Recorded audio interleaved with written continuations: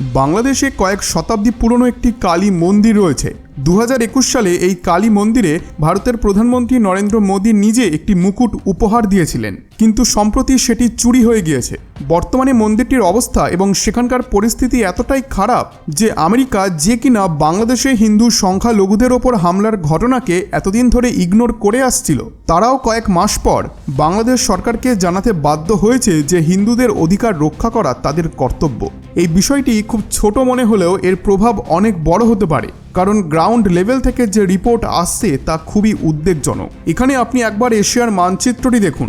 এটি হলো ভারত এবং তার প্রতিবেশী দেশ বাংলাদেশ, যেখানে এই গুরুত্বপূর্ণ কালী মায়ের মন্দিরটি অবস্থিত, শ্রী যশোরেশ্বরী কালী মন্দির। এটি ঐতিহাসিকভাবে খুবই গুরুত্বপূর্ণ একটি মন্দির। 1971 সালের আগে এখানে প্রতিদিন পুজো হতো, কিন্তু বর্তমানে শুধুমাত্র দুর্গাপুজোর সময় প্রচুর লোক এখানে একত্রিত হন, কারণ বাংলাদেশে হিন্দু সংখ্যালঘুর সংখ্যা ক্রমাগত কমছে এবং শুধুমাত্র নির্দিষ্ট কিছু অঞ্চলেই তা সীমাবদ্ধ হয়ে পড়েছে।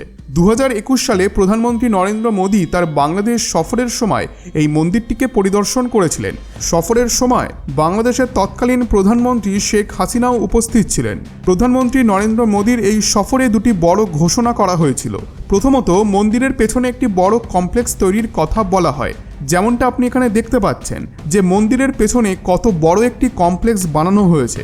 এটি সাইজে অনেকটাই বড় এবং অত্যন্ত মজবুত, কারণ বাংলাদেশের উপকূলবর্তী এলাকায় প্রায়শই ঘূর্ণিঝড়ের কারণে বিপর্যয় দেখা যায়, যেহেতু এটি বাংলাদেশের কোস্টাল এরিয়ার কাছেই অবস্থিত। আর ধরুন কোনো বড় রকমের সাইক্লোন এলে তাহলে সবার প্রথমে উড়িষ্যা এবং পশ্চিমবঙ্গ হয়ে তা বাংলাদেশে প্রবেশ করবে এবং সরাসরি এখানে ধাক্কা মারবে।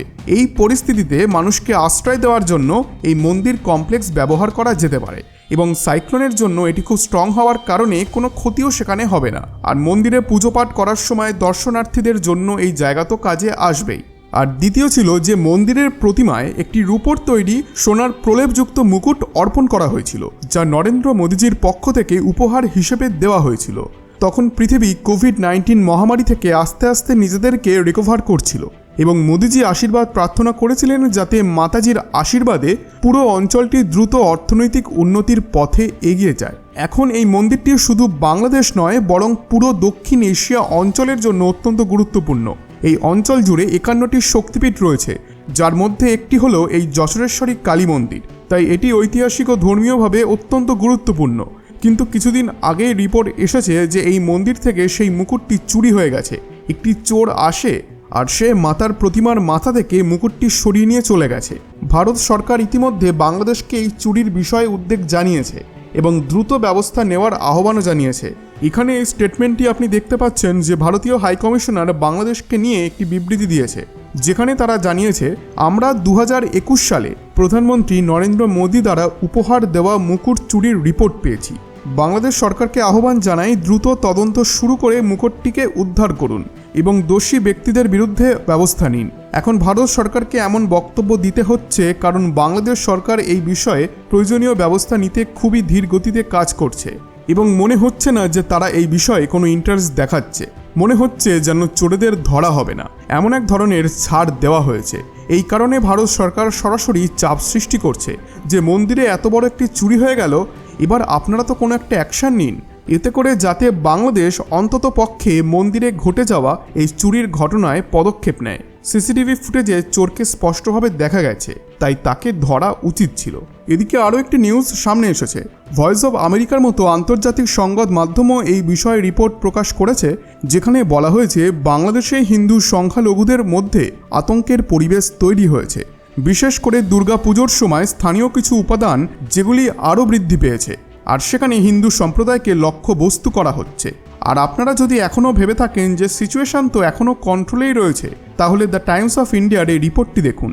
রিপোর্ট অনুযায়ী এবছর অনেক হিন্দু পরিবার এই বছর দুর্গাপুজোকে বাতিল করেছেন, কারণ নিরাপত্তা নিয়ে তারা খুবই উদ্বেগে রয়েছেন এবং তারা আশা করছেন যে আগামী বছর নির্বাচন হয়ে গেলে নতুন সরকার ক্ষমতায় আসবে এবং পরিস্থিতি কিছুটা স্বাভাবিক হবে, আর যার কারণে এই বছর সেভাবে কোনো সেলিব্রেশন করাই হয়নি।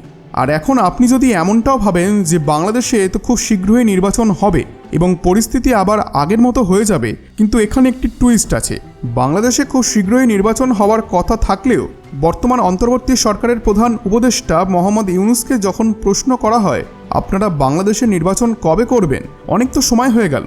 তখন তিনি বলেন যে আগে তিনি দেশে কিছু বড় রকমের সংস্কার করবেন, তারপরেই নির্বাচন হবে।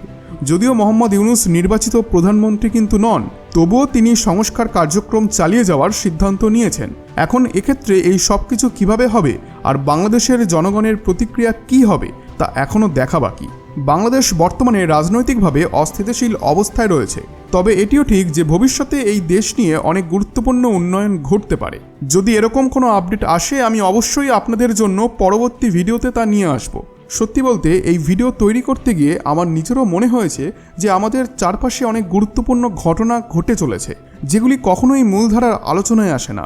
এমন পরিস্থিতিতে আমাদের দায়িত্ব আরও বেড়ে যায় সঠিক তথ্যকে ছড়িয়ে দেওয়া এবং অন্যদেরকেও সচেতন করা। বন্ধুরা, যদি এই ভিডিওটি আপনাদের ভালো লেগে থাকে তাহলে অবশ্যই ভিডিওটিতে লাইক আর শেয়ার অবশ্যই করবেন, কারণ যত বেশি মানুষ এই তথ্যগুলি জানবে ততই আমরা সচেতন সমাজ তৈরি করতে পারবো। আর বন্ধুরা, সাবস্ক্রাইব করতে ভুলবেন না এবং নোটিফিকেশন বেলটি অন করে রাখুন, যাতে নতুন ভিডিও আসার সঙ্গে সঙ্গেই আপনারা আপডেট পেয়ে যান। ধন্যবাদ।